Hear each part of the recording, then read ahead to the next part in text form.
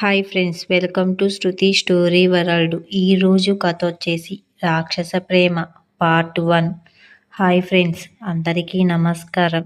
ఈ రోజు నుంచి ప్రతిరోజు స్టోరీ వస్తుందండి. ఈరోజు నేను రాసే కథ రాక్షస ప్రేమ. ఇది అందరికీ నచ్చుతుందని నేను ఆశిస్తున్నాను. అలాగే ఈ కథలో రాక్షసత్వంతో కూడిన ప్రేమ కలిగి ఉంటుంది. ఇది అచ్చం మన నిజ జీవితంలో జరిగే కథ.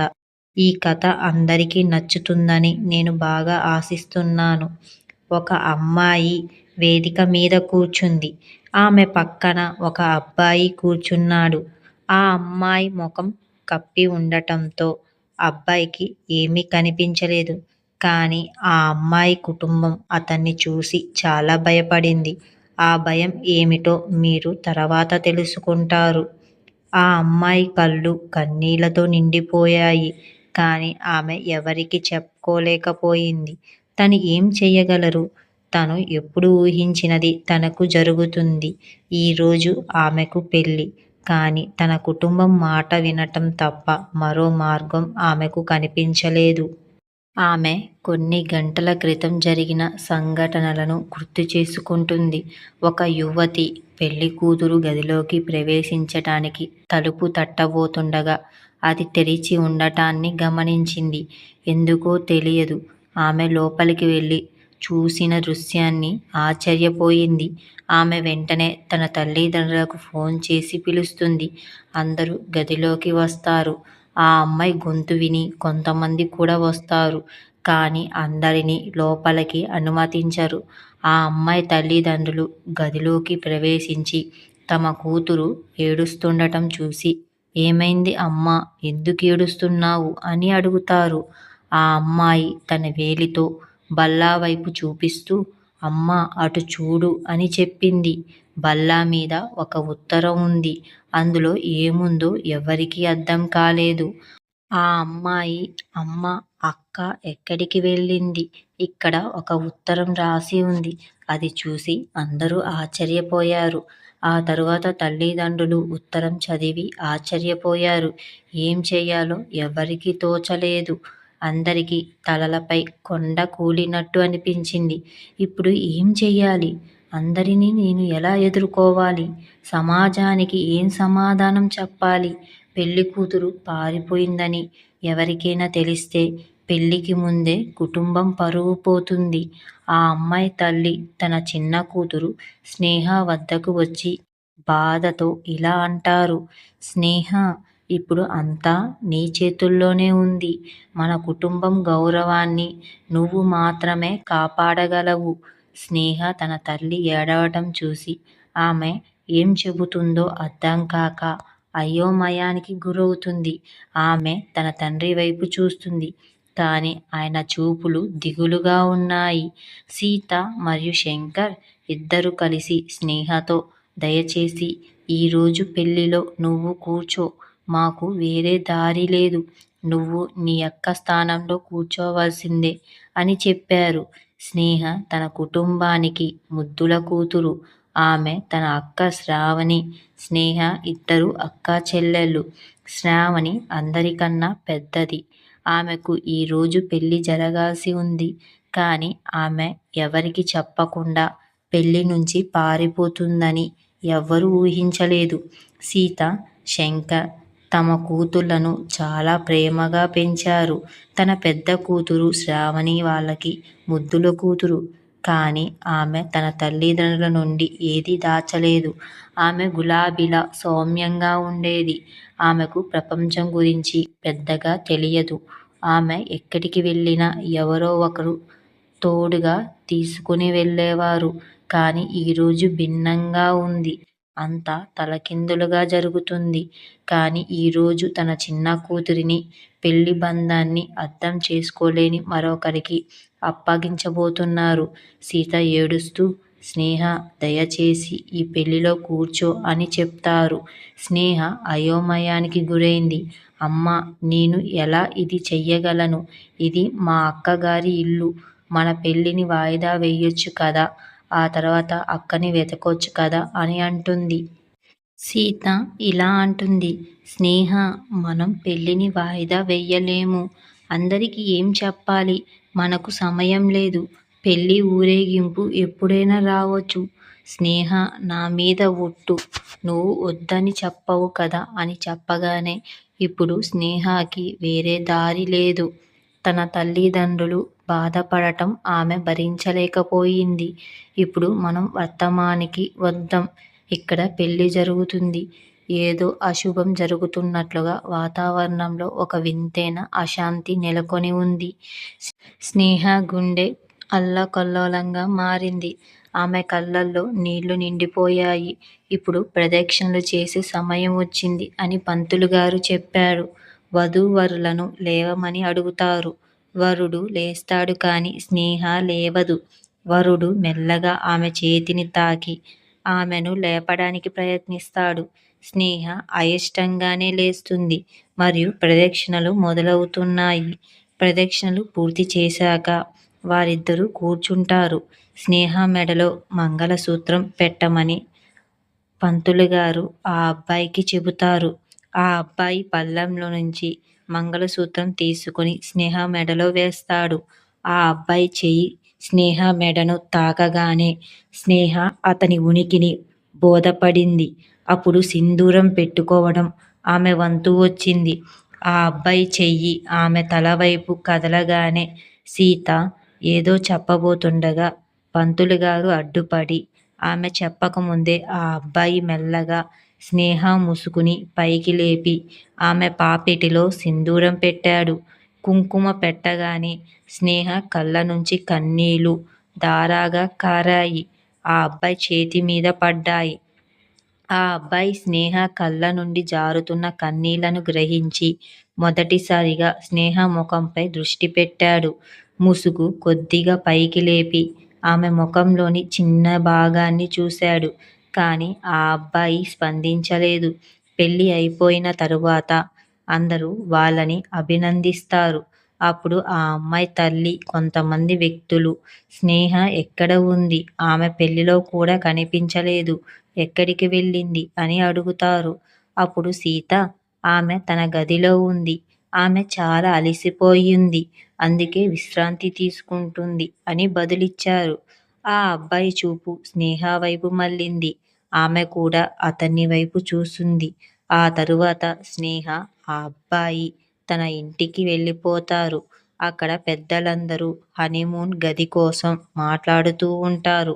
ఆ రోజు రాత్రి స్నేహను ఎర్ర చీర కట్టుకోమని మంచం మీద కూర్చోబెట్టారు. కాని ముసుగు ఆమె ముఖాన్ని కప్పివేసింది. ఆమె వేళ్ళు ఒకదానితో ఒకటి పెనవేసుకొని ఉన్నాయి. ఆమె గుండు చెప్పుల్లో ఆందోళన స్పష్టంగా కనబడుతుంది.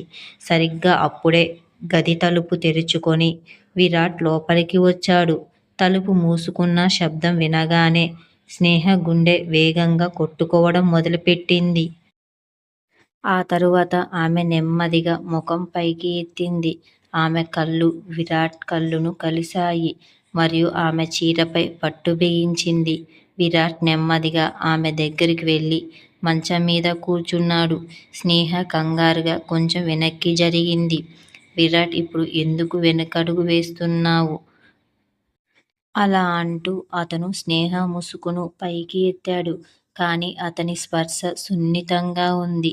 ఆమెకు ఎలాంటి అసౌఖ్యం కలిగించలేదు. స్నేహ ఊపిరి ఆడలేదు. ఆమె ఏమీ మాట్లాడలేకపోయింది. తల వంచుకొని అక్కడే కూర్చుంది. విరాట్ గంభీర స్వరంతో, స్నేహ, నా వైపు చూడు. నువ్విక నా చూపును తప్పించుకోలేవు. నాకు నిజం చెప్పు అని గట్టిగా అడుగుతాడు. స్నేహ నెమ్మదిగా కళ్ళు పైకెత్తి ఇంకా మౌనంగానే ఉండిపోయింది. అప్పుడు విరాట్, మండపంలోనే నువ్వు స్నేహ అని నాకు తెలిసిపోయింది. నీ ముఖం చూసినా చూడకపోయినా నిన్ను గుర్తుపట్టగలిగాను. కాని మండపంలో నేను గొడవ చెయ్యాలనుకోలేదు. ఇప్పుడు చెప్పు, నా భార్యగా నటించడానికి నిన్ను ఎవరు పంపించారు అని అడుగుతాడు. స్నేహ తడబడుతూ ఇలా బదులిచ్చింది. ఎందుకంటే అక్క పెళ్ళి నుంచి పారిపోయింది. ఆ తరువాత స్నేహ జరిగిన సంఘటన మొత్తాన్ని వివరించింది. పెళ్లికి ముందు శ్రావణి గదిలోకి ఎలా వెళ్ళిందో, ఆ తరువాత ఎలా అదృశ్యమైందో, మరియు తన కుటుంబం తనను మండపంలో కూర్చొని ఎలా బలవంతం చేసిందో అని చెప్పింది. విరాట్ ఆమె చెప్పింది శ్రద్ధగా విని ఆ తరువాత దీర్ఘ శ్వాస తీసుకుని ఇలా అన్నాడు.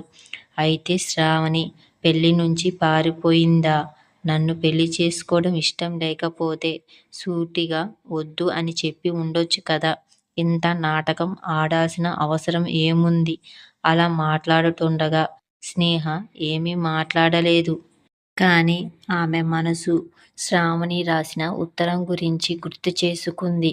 అందులో శ్రావణి తాను వేరొకరిని ప్రేమిస్తున్నానని, అతన్ని పెళ్లి చేసుకోబోతున్నానని రాసింది. విరాట్ భయంకరంగా ఉండేవాడు. ఎప్పుడూ కఠినంగా, ఎప్పుడూ కోపంగా ఉండేవాడు. ఏది మాట్లాడినా సహించలేదు. అతని కళ్ళల్లో ఏ భావమూ కనపడలేదు.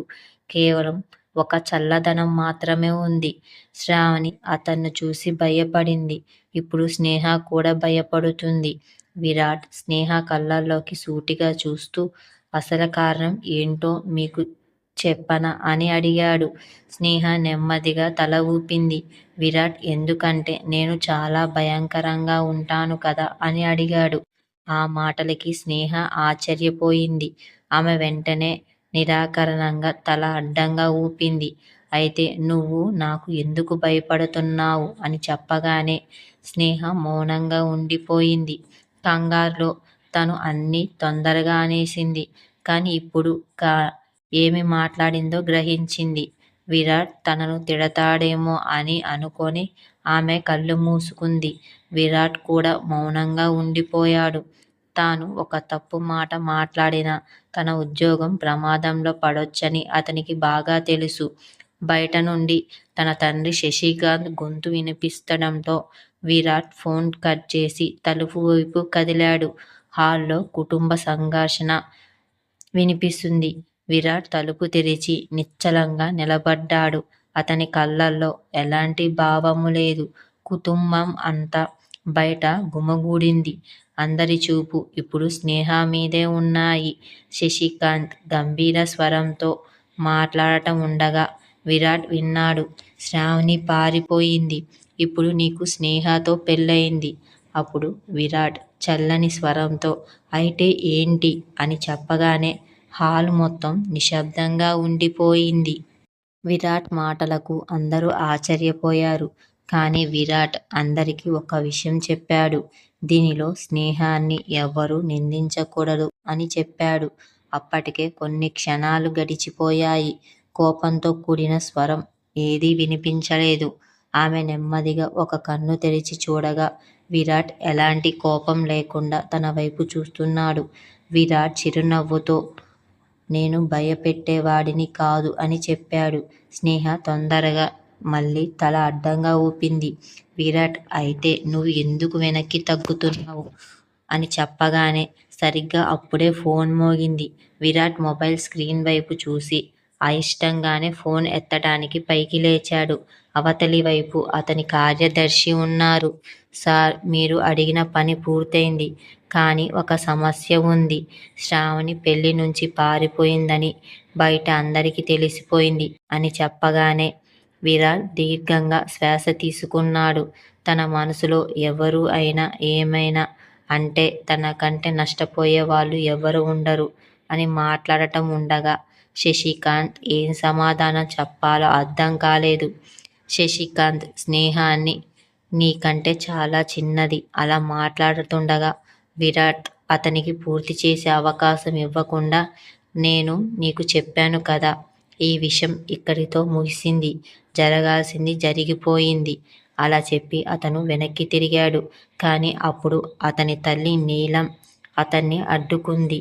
విరాట్, ఇది తమాషా కాదు. స్నేహ ఇంకా చాలా చిన్నది. ఆమెకు ఇవన్నీ అర్థం కావు అని చెప్పగానే విరాట్ అతడికి అంతరాయం కలిగించాడు. విరాట్, ఆమెకు ఏదైనా అర్థం కాకపోతే క్రమంగా అర్థం చేసుకుంటుంది. ఇక ఆమె పరిస్థితి విషయానికొస్తే మునుపటిలాగే నాతోనే ఉంటుంది. ఇలా చెప్పి విరాట్ అక్కడి నుంచి వెళ్ళిపోయాడు. అక్కడ ఉన్న అందరూ విరాట్ ఒక విషయానికొస్తే ఏ పని చేసే ధైర్యం ఎవరికీ లేదు. అతను ఒక మాట చెప్తే అందరూ అతనితో ఏకీభవిస్తారు. ఏకీభవించని వారి చేత తన పద్ధతిలోనే ఆ పని చేయిస్తాడు. కుటుంబం మాత్రమే మిగిలింది. వారు ఇప్పుడు స్నేహ గురించి మరింత ఆందోళన చెందారు. వారు శ్రావణిని పెళ్లి చేసుకోవడానికి కూడా భయపడ్డారు. ఇప్పుడు స్నేహ అతని భార్య అయింది. అందరి మనసులో ఒకే ఒక ప్రశ్న మొదలవుతుంది. స్నేహ ఈ బంధాన్ని నిలబెట్టుకోగలదా? ఇది తెలుసుకోవాలంటే నా ఛానల్ని వెంటనే సబ్స్క్రైబ్ చేసుకోండి ఫ్రెండ్స్.